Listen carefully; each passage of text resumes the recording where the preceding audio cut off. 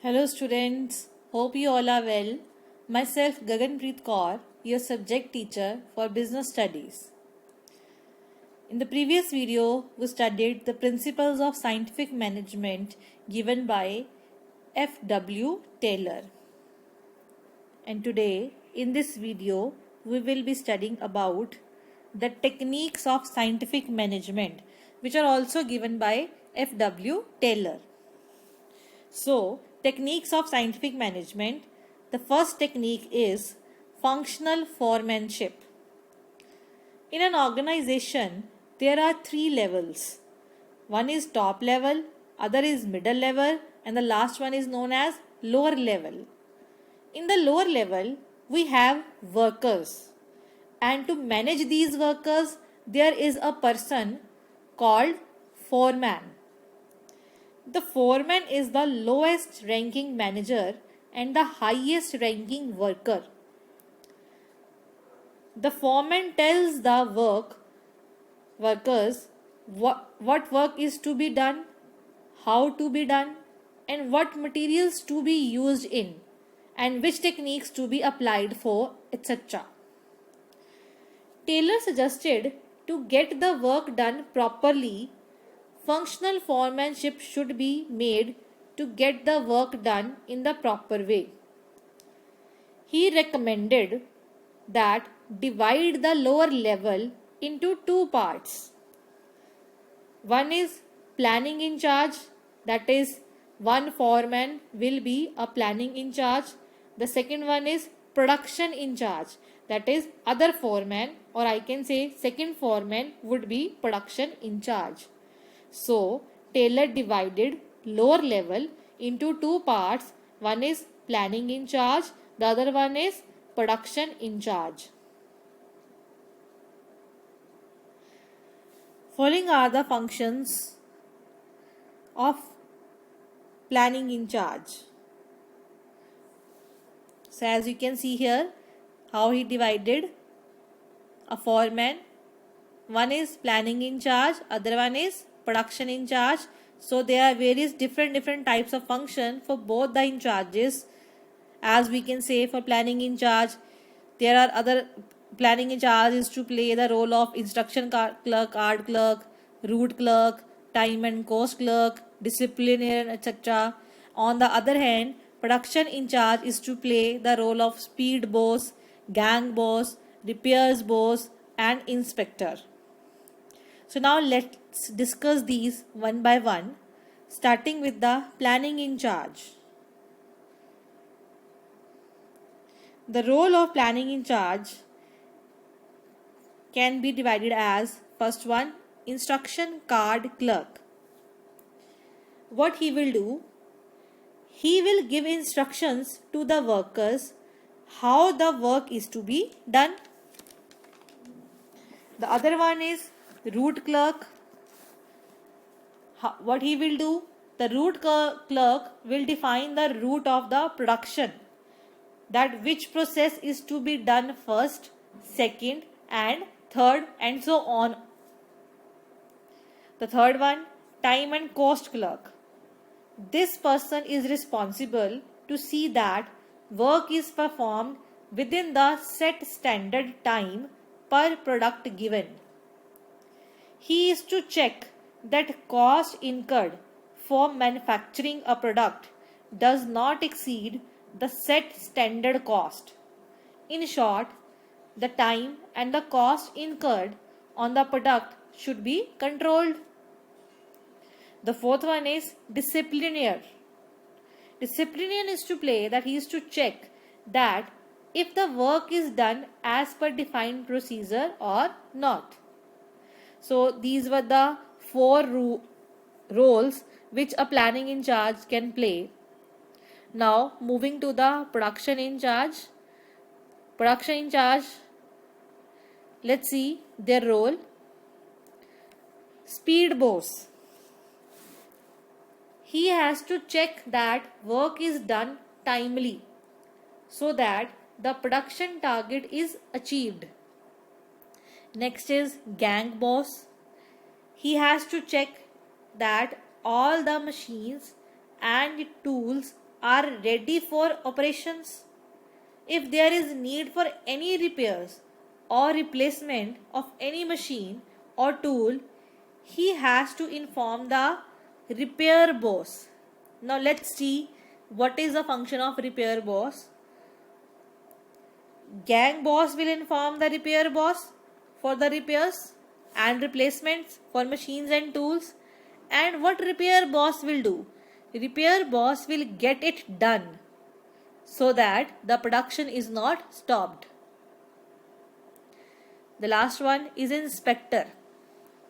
Inspector has to check that the quality of production both during and after the completion of production. He has to check for shortcomings and then rectify those shortcomings or correct those shortcomings.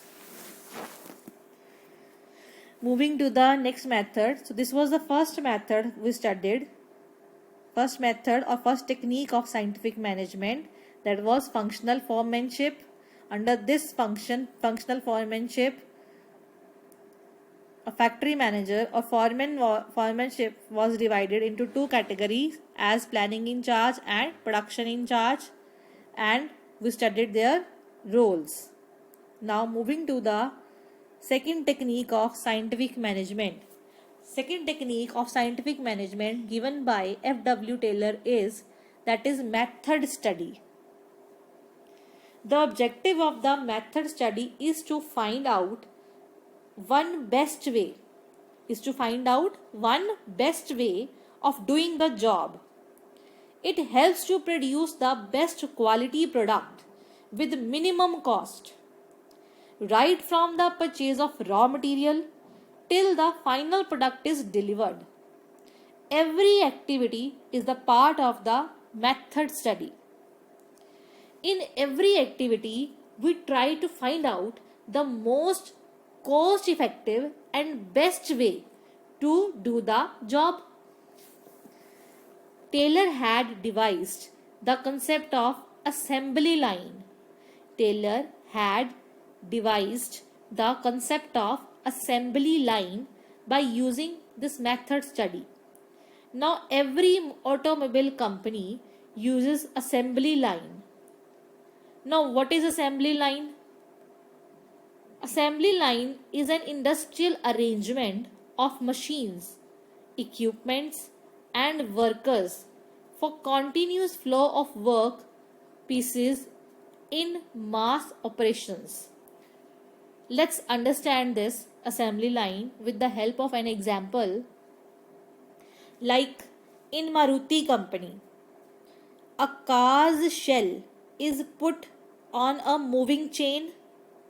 The chain stops for a certain time period at every workstation. The chain stops for a certain time period at every workstation.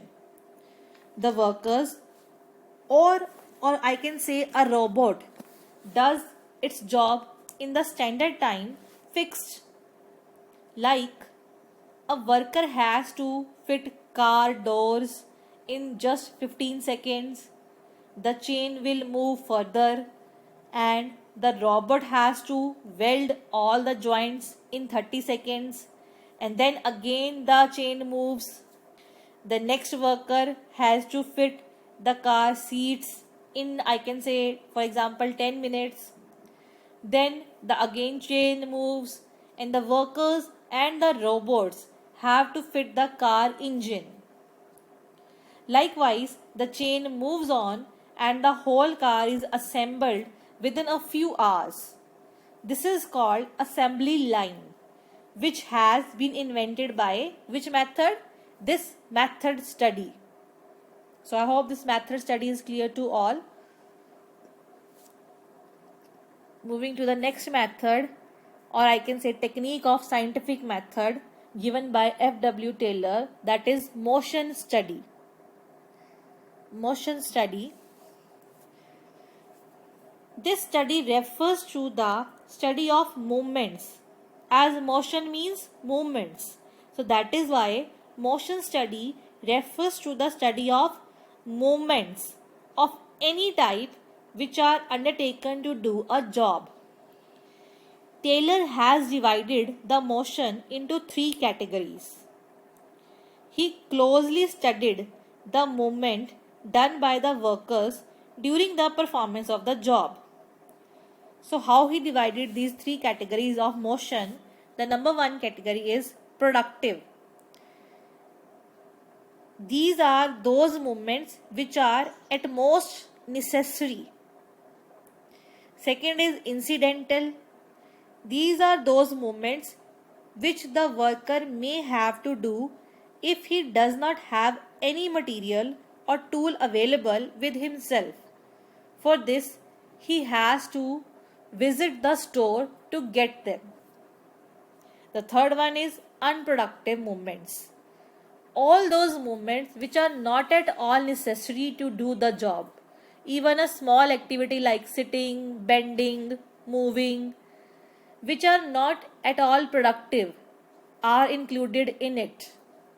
So Taylor suggested to completely avoid these unproductive movements which waste the time and energy of the workers.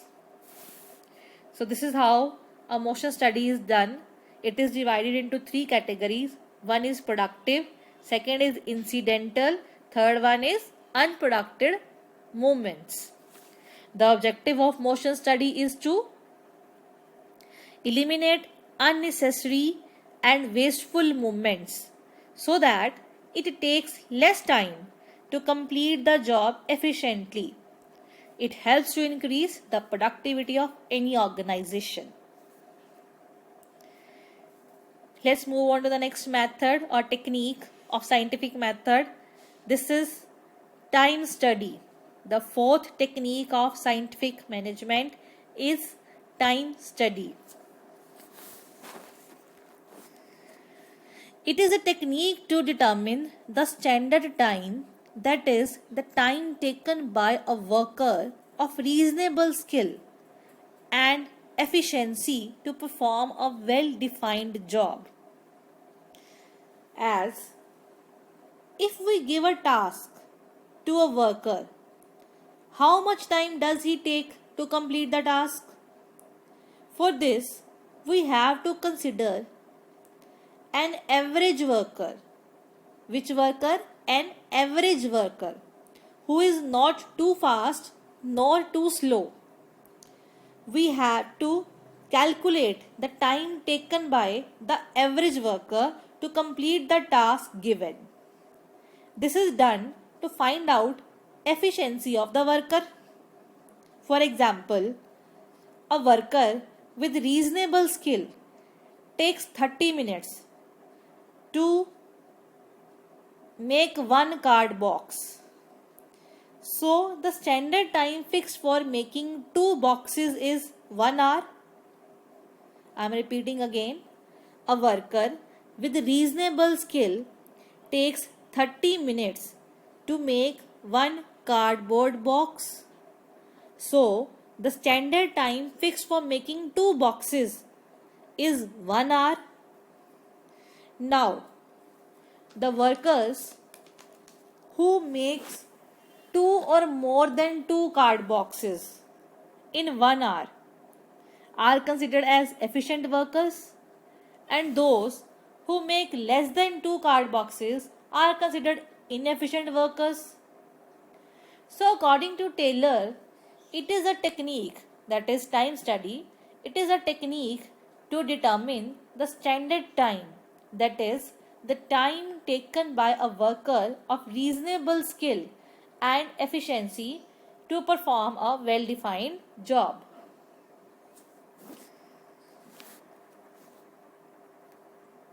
Let's see the next technique of scientific management given by F.W. Taylor. Point number 5, fatigue study. Fatigue means tiredness. Taylor made observations that workers get tired while doing work. So, to overcome this fatigue, workers should be given rest while working. The rest intervals are also helpful to increase our production capacity. Fatigue study seeks to determine the amount and frequency of rest intervals in completing a task so that workers can perform efficiently and help in increasing the productivity. Now, why workers get tired, or I can say, what are the causes for this fatigue?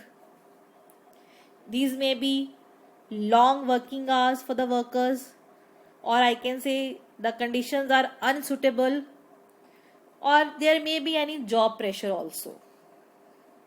For example, in a factory, there is a shift of 8 hours. In a factory, there is a shift of 8 hours for the workers. Some workers may have to do light work in a sitting position. Others may have to do heavy manual labor.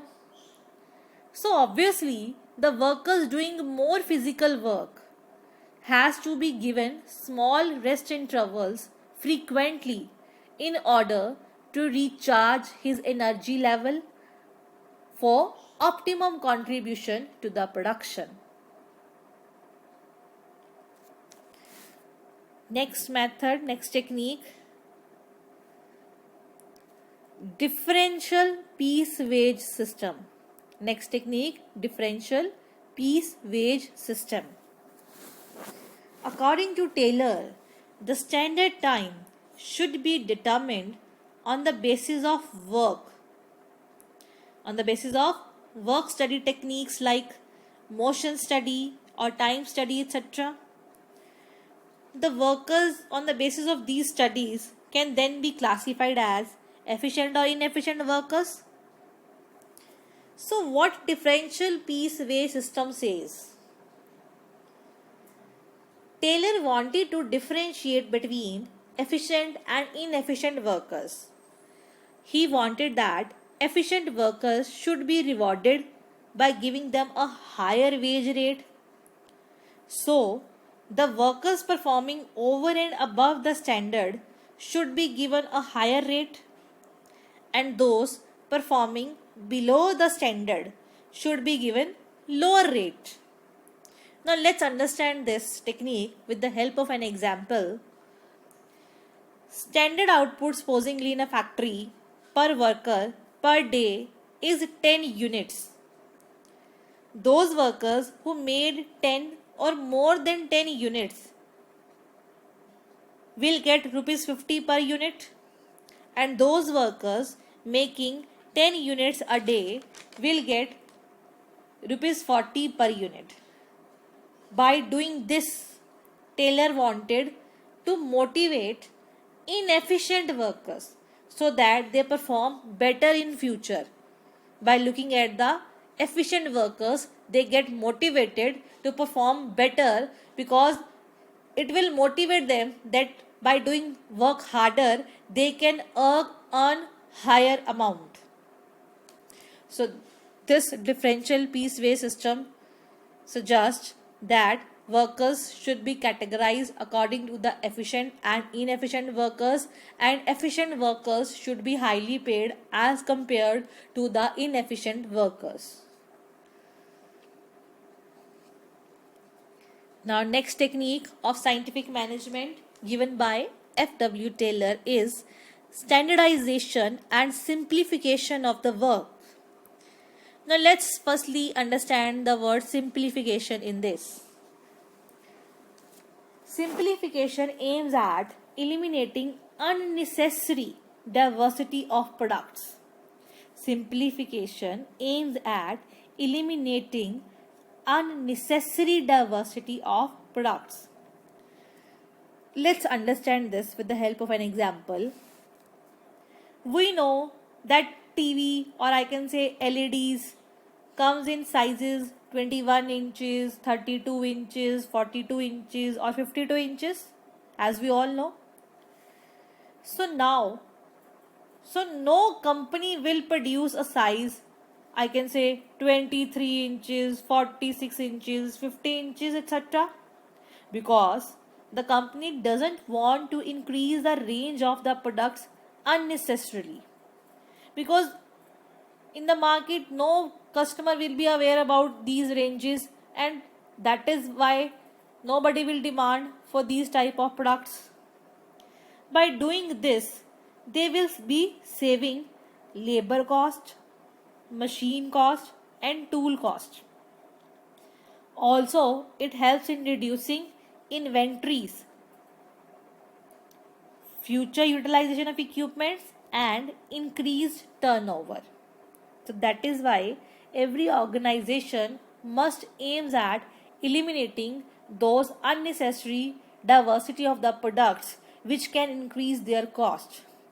That means simplify your work. Now let's understand the word standardization. Standardization refers to the process of setting a standard for every business activity. For each and everything in the factory, standardization must be done. It means setting a standard for a process, a standard for raw material to purchase, a standard for time taken for a work, a standard for the final output, a standard for the machinery to be used, a standard for the working conditions, etc. So, what are the objectives of this standardization? That it will reduce a given line of product to fixed types, sizes, and characteristics, to establish interchangeability of manufactured part. For example, same battery can be used in different mobile phones of a particular brand, to establish standards of excellence and quality in materials, to establish standard of performance of men and machines. So here you can also see that most large companies like Nokia, Toyota, and Microsoft, etc., have successfully implemented this technique, that is standardization and simplification. This is evident from their large share in their respective markets. So these were the 7 techniques of scientific management given by F.W. Taylor. In the previous video, we did principles given by F.W. Taylor. In this video, we studied scientific techniques given by F.W. Taylor. Now, there is a difference between Fayol versus Taylor, as now we have studied both. We have studied principles given by Henry Fayol, that those were 14 principles of management, and Taylor has given scientific principle and techniques, right? So now we can easily differentiate between these two. Now let's differentiate these. See this.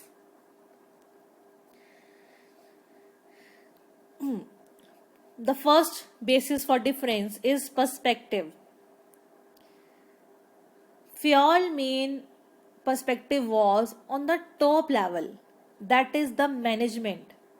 He focused on increasing the management efficiency. On the other hand, F.W. Taylor's perspective was on the lower level, that is foremen or workers. His perspective was increasing the workers' efficiency. So it was on the top level, so it was for the floor level or shop level. Next basis of difference, unity of command. Fayol advocated very strongly on the principle of unity of command, right? We studied in his principles. But on the other hand, Taylor did not feel its much importance, as we studied in functional foremanship. A worker receives orders from 8 foremen. So that is how we can say that he didn't felt the importance of the principle unity of command. The next basis of difference, focus. Fayol was basically focused on improving on overall administration, that is the management, administration by the management. On the other hand, Taylor's main emphasis was on how to increase the productivity of the workers. The fourth basis of difference, expression. Fayol's study was known as general theory of administration, right? And on the other hand, Taylor studied expression of scientific management. Applicability, Fayol's principle are universally applicable. On the other hand, Taylor's principle can only be applied in the specialized situations. Basis of formation. Principles made by Taylor or principles suggested by Fayol. So firstly we will study the Fayol. Principles suggested by Fayol are on the basis of his personal experience, that what he practiced. So that is how he gave those principles. On the other hand, Taylor made observations for principles and he did experimentations. So principles given by Taylor were based on the observations and experimentation. That is why F.W. Taylor's principles are called scientific principles. Personality. Henry Fayol was a practitioner because whatever he personally experienced, he made principles from his personal experience. On the other hand, Taylor was a mechanic engineer. He was a scientist. So that is how he made principles which are known for the scientific management, because his principles were based on the basis of observations and experimentations. I hope this all is clear. So this was difference between Henry Fayol and F.W. Taylor. Okay students, thank you.